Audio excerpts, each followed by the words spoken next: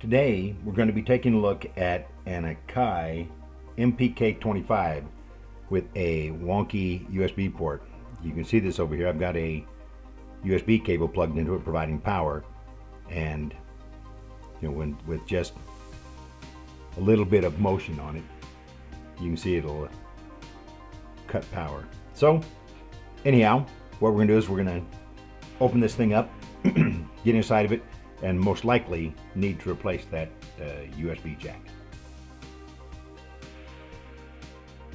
In order to open this up, if you flip it over, you'll see that there are a bunch of Phillips screws on the back. Before we get started opening up the keyboard, I wanted to show you the toolkit that I typically use. It's a Tecton Every Bit 135.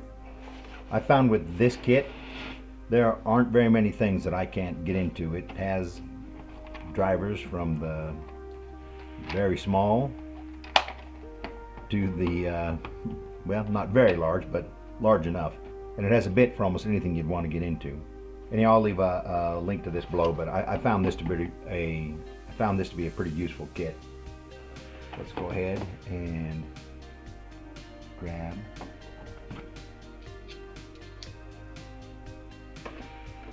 Let's get this open.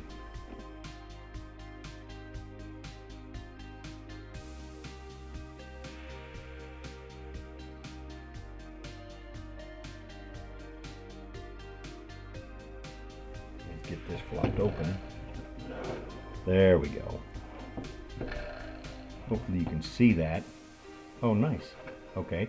So let's see how much of this you can see. This, of course, is the front panel here. Flip it out of the way. Be careful of all these ribbon cables. But what we want to get at is right over here is the USB port.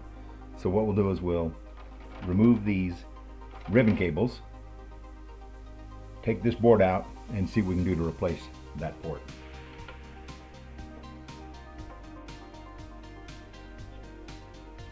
Alright, so we pull these out.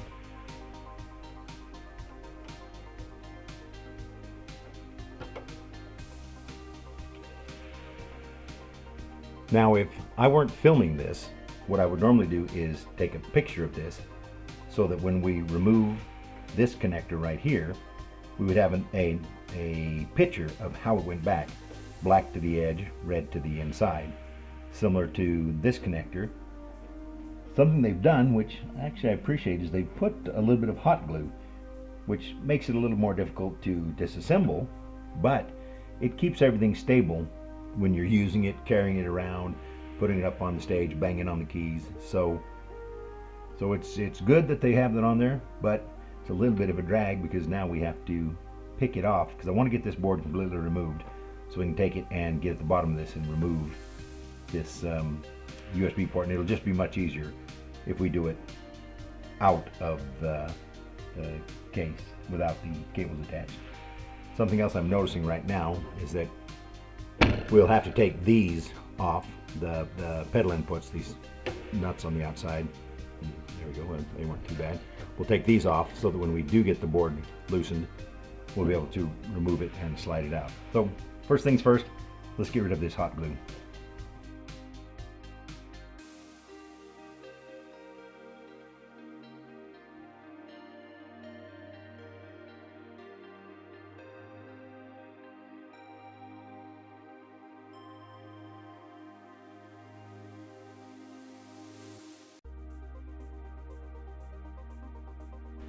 Step number 2 is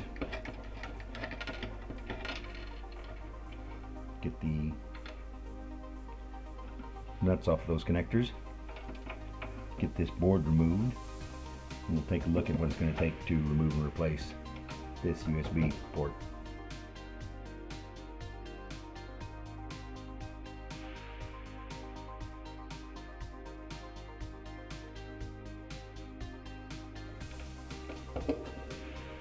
Oh, that freed it up. There we go. Get that chunk of glue off. So what we'll have is this USB port right here seems to have a problem making a good connection. So what we'll do is desolder this. You'll have to desolder these two hold down pins and these four signal pins here. You'll have a power ground and data plus, data minus, and the two hold downs. We'll get those removed and then replace this port. In order to remove the old connector, the first thing we'll do is use some solder braid or solder wick to suck out the existing solder around the connector. So we put the solder wick against the pins, apply heat with the soldering iron, that melts the solder around the existing connector, and the solder wick, through capillary action, absorbs the solder up into the wick and removes it from around the pins, freeing up the old connector to be removed. After we have the bulk of the solder removed by using the solder wick, we will take the tip of the soldering iron and touch each of the pins and wiggle it a little bit to try and free it up from being partially soldered to the sides of the holes. We'll apply a little bit of pressure to the connector with our hand, and then with the soldering iron lightly touch each of the pins to melt whatever remaining solder is on the pins while we're applying a little bit of pressure with our hands, and should be able to eventually work the connector out of the holes. A little bit of heating and pulling and heating and pulling.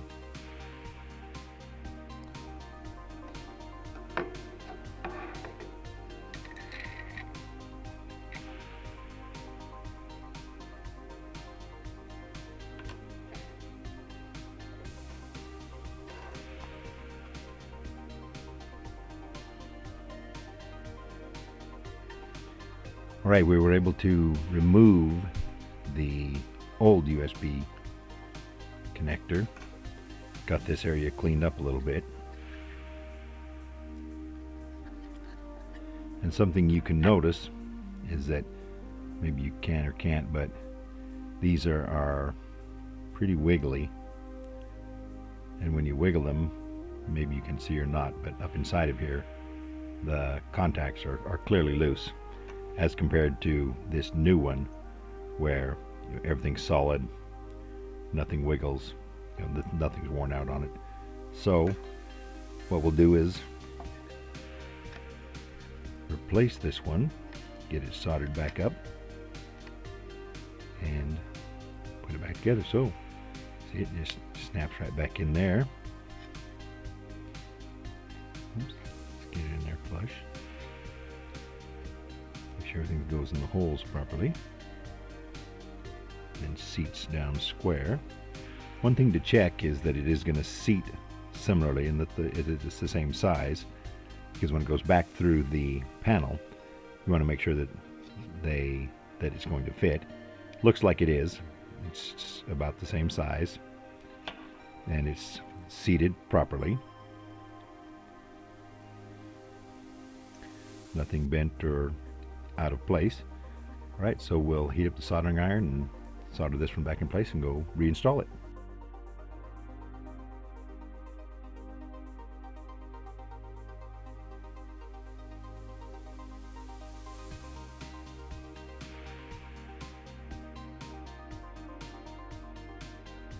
Okay, that looks pretty good.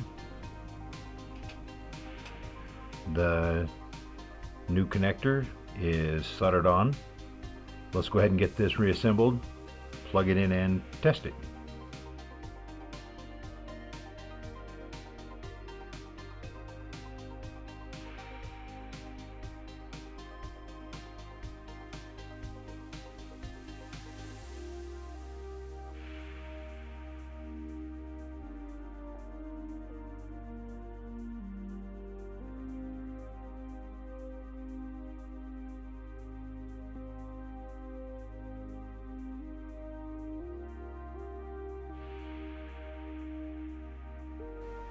Don't forget these.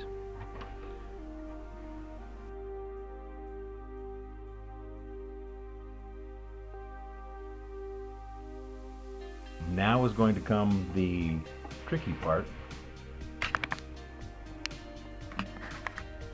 trying to get the controller reassembled and the ribbon cables back in place.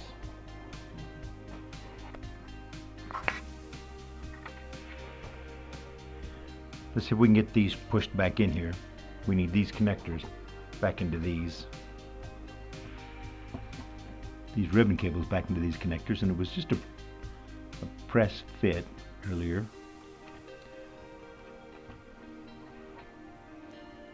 See if I can get it to go back in there. Looks like this additional layer of plastic on the backside is made to be stiff enough. Again, we want to be gentle so we don't tear something, but it does look like it's made to be stiff enough to be able to push down in.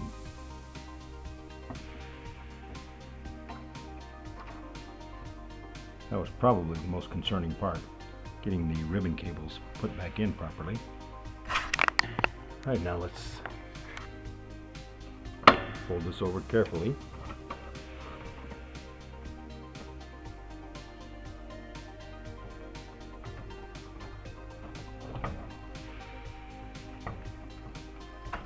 And then we need to watch up in here, make sure that nothing gets pinched properly. That feels good.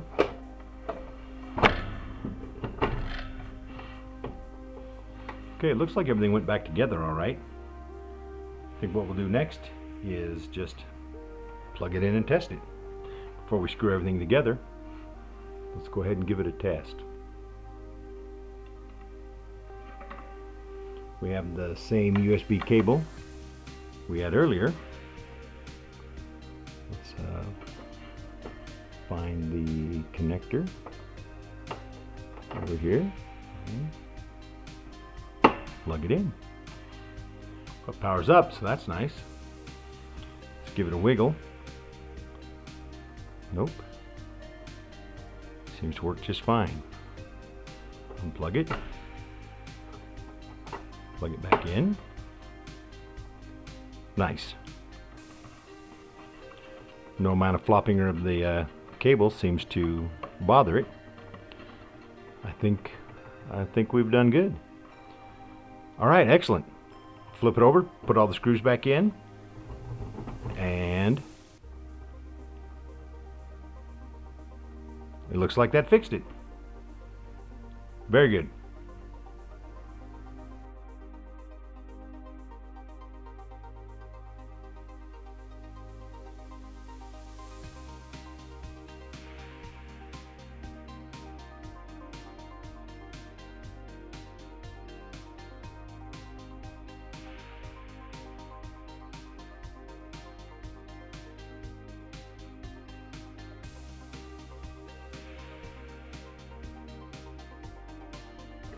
Okay, let's test it one more time.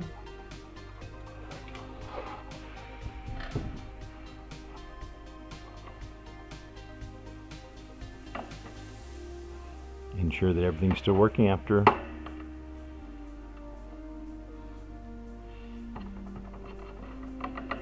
I think that's it.